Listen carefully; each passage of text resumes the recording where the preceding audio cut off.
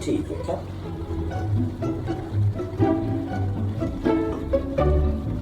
Oh, there you are. Would you like a cup of tea? Welcome to the Cabin Cruiser Boating Adventure.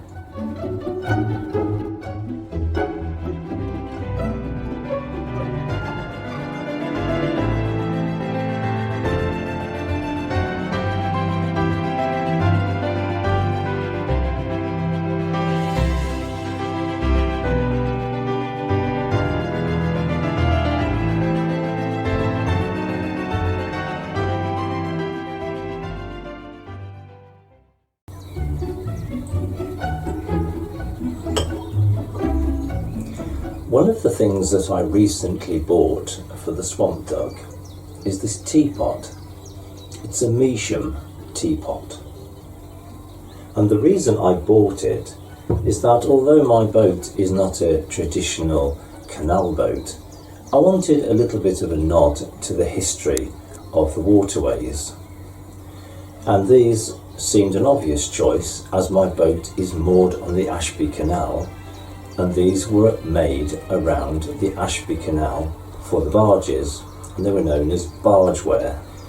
The Ashby Canal Association has adopted the Measham teapot as its logo, and their magazine is called The Spout, and this, their latest edition, also features the Cabin Cruiser Boating Adventure. So thank you very much to them for the recommendations. Measham teapots were made around 1880 to 1910, and they were very often made as commemorative pieces, particularly for newlyweds, and they often had names inscribed upon them. This one is a replica, and instead of being made in 1880, it was probably made around 1980, so it's almost vintage as it's coming up to 41 years old. And it was made as a souvenir for people who took holidays on the inland waterways. This one cost only a few pounds, but if it was from 1880, it would cost 10 times that. There are a couple of tests that you can apply to see whether your Measham teapot is an original or a reproduction. On a reproduction, the lettering on the inscription has been painted on, whereas on an original it has been indented into the clay. Also, if you turn the object upside down, on a reproduction you'll find that the clay is pure white, and on an original it has a sort of biscuity colour. Today we have come to the Measham Museum, which houses a large collection of Measham ware.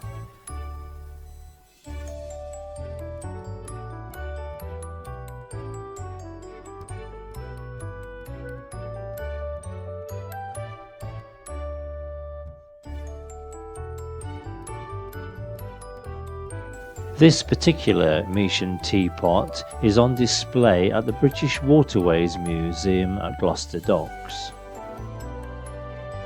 Measham teapots and Measham ware were made at the Church Gresley pottery in Derbyshire in the last quarter of the 19th century. It was called Measham ware because it was ordered at Mrs. Bonus's pot shop in the High Street, Measham, near the canal.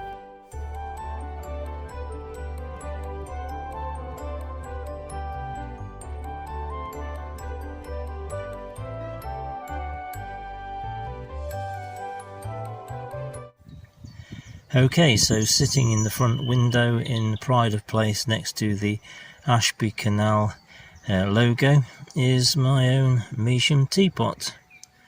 Home is best.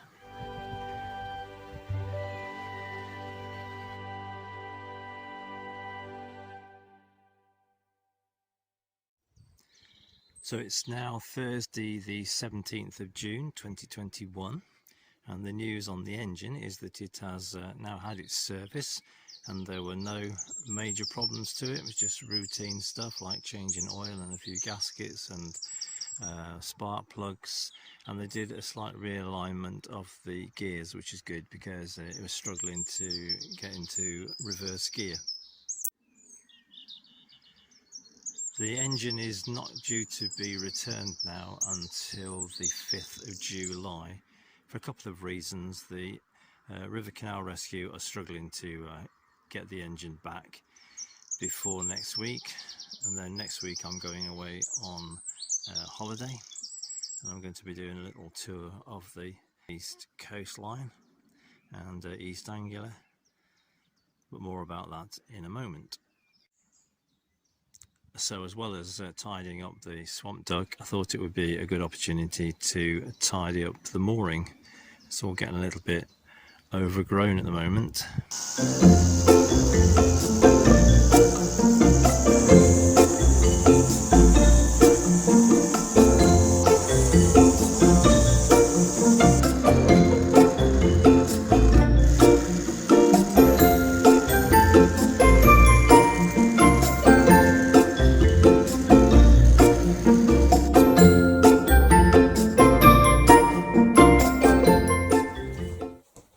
During the time that I've been putting together these vlogs for the cabin cruiser boating adventure, I have spent quite a bit of time visiting other canals, either those that are not connected to the main network, or they're places that I'm unlikely to get to in the Swamp Duck. Places such as the Cromford Canal, the Ulverston Canal, the Llangollen Canal, the Mon and Breck, the Bridgewater and Taunton, and I've either walked the towpaths of them or I've hired a boat. With the pandemic, it has been difficult to hire boats and costs have risen, which brings me to this box. Let's have a look and see what's in it.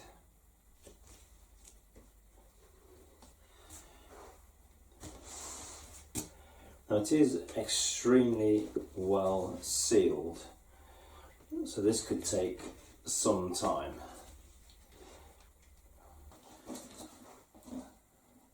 And as with many things bought from the internet, what's in the box? Another box. This is going to be the Swamp Duckling. My daughter is moving house tomorrow, so this outer box could be useful for the last minute bits and pieces. This box contains an Explorer K2 inflatable kayak.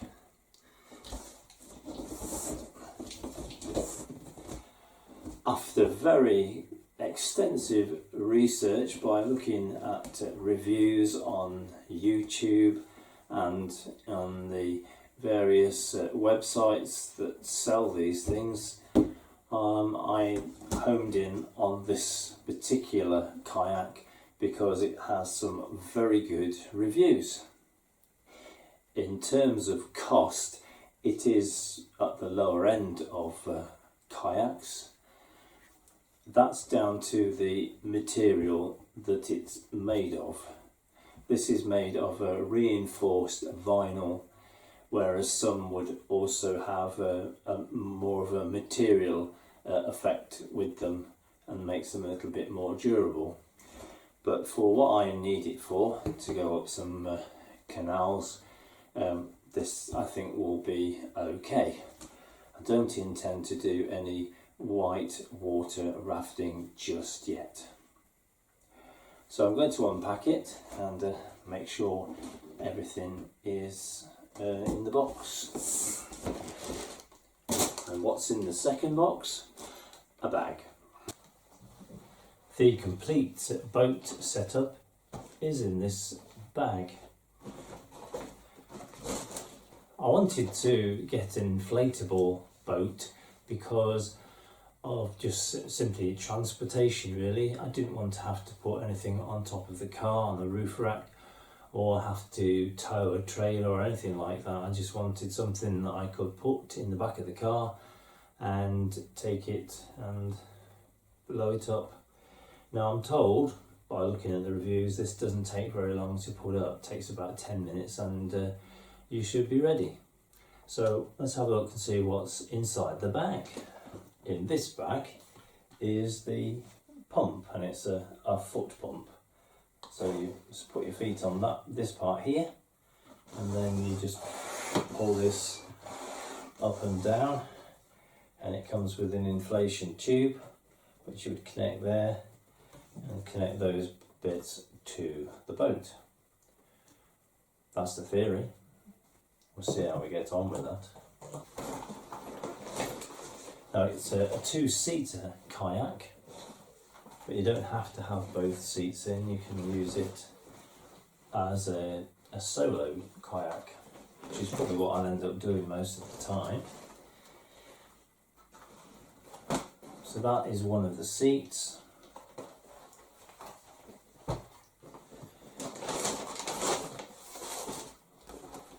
And this is the second seat.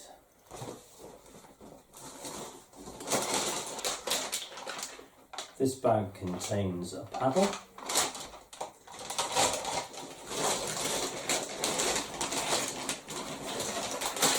and this bag also contains a paddle. There's an instruction book, and then this is the boat.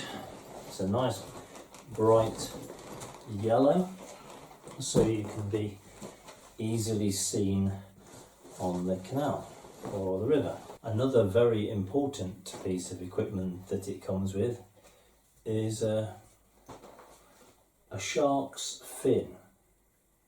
No, actually it's what they call a skeg, as I suppose it acts a little bit like a rudder, and it goes underneath the boat and it helps with the steering and the manoeuvrability of the boat. And I was told, whatever you do, do not buy one without this piece of equipment, because otherwise they're very difficult to steer. Having unpacked it, I can see that everything that should be here is here. So my next thing to do is to probably just take it outside where I've got lots of room and have a go at inflating it. The reason that I bought this kayak now is that next week I'm going to be taking my caravan to the East Anglian coast. Partly because I don't have an engine for the Swamp Duck, so I might as well go and make the most of looking at other areas that I can't take the Swamp Duck to. So our first port of call is Peterborough, where we're going to be taking the caravan to Ferry Meadows. So that gives access to bits of the River Nene, and there's also a lake there that I can probably have a bit of a practice on first of all. Then we move on to Kessingland on the coast, and there we have access to the Norfolk Broads. And then we're going to go further south, and we're going to look at the Chelmer and Blackwater navigation, which isn't connected to the main network. And I'm told that's a very beautiful canal to look at. So it goes for about 17 miles, so there's plenty to go at. The final leg of the journey is to head back northwards, and we're going to stop off in Stamford. By the time we get back, the engine will be being delivered by the River Canal Rescue to be reinstalled on the back of the Swamp Duck.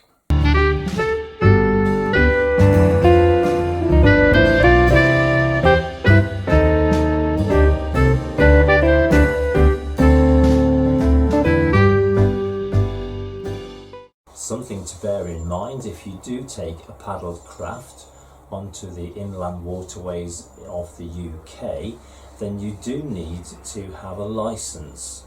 And there are various ways of doing that. You can either get licences from the separate waterways authorities, like the Environmental Agency or the Canal and River Trust, or you can join British Canoeing and you get a membership card, which is your license, which will cover you for 5,000 miles of waterways in the UK. And it also provides you with £10 million of liability insurance worldwide. And it also gives you a bit of discount in some outdoor stores. So I found that this was the best value for money. It costs £45 for the year, and that's much cheaper than buying licenses from the separate authorities. They also have quite an extensive website with lots of routes that have already been planned with timings and any hazards and things like that. So I intend to make good use of the website.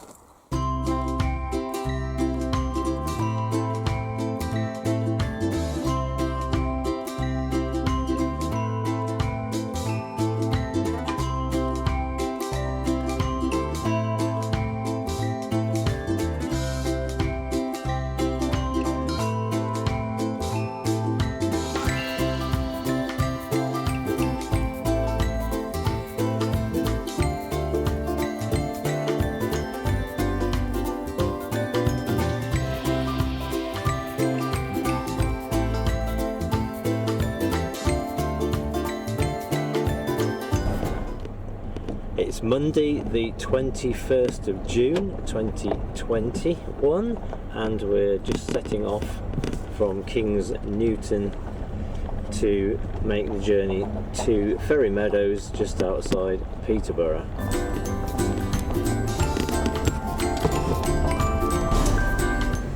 And so we've just arrived at the Ferry Meadows Caravan Club site.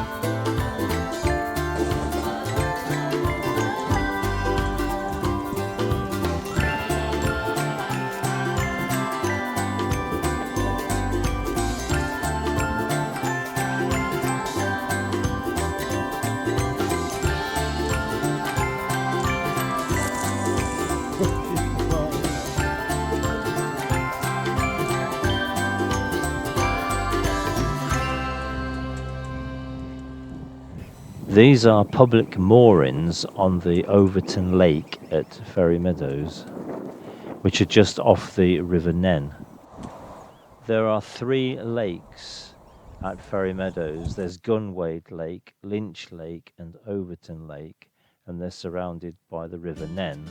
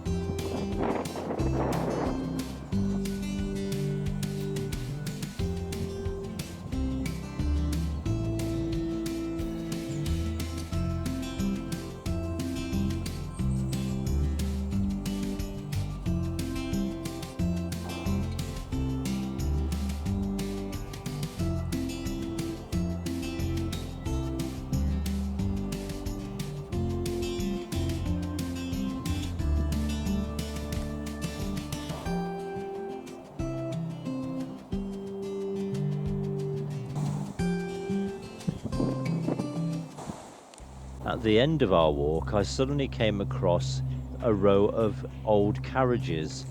This one comes from the same company who built the carriages for the Orient Express, and this is a dining car which in its heyday would have been the height of luxury. These belong to the Nene Valley Steam Railway, which runs at the side of Ferry Meadows. Today I have come to Milton Ferry Bridge on the River Nene for the launch and maiden voyage of the Swamp Duckling. But before I can start, I need to put on my life vest.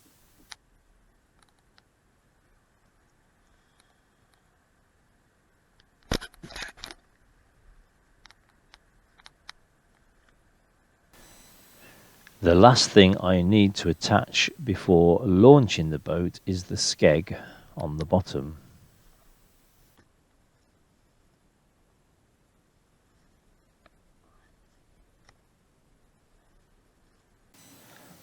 So let's have a drum roll, and here we go.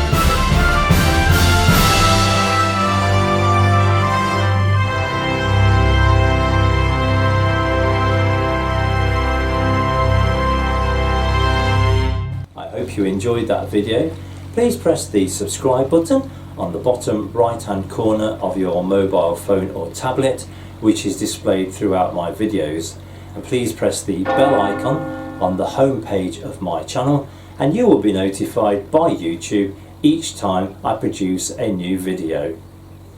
Please feel free to share any of my videos and give us a thumbs up and make any comments below, as I do enjoy reading them and I will respond to each and every one of them. So thank you for watching, and do take care.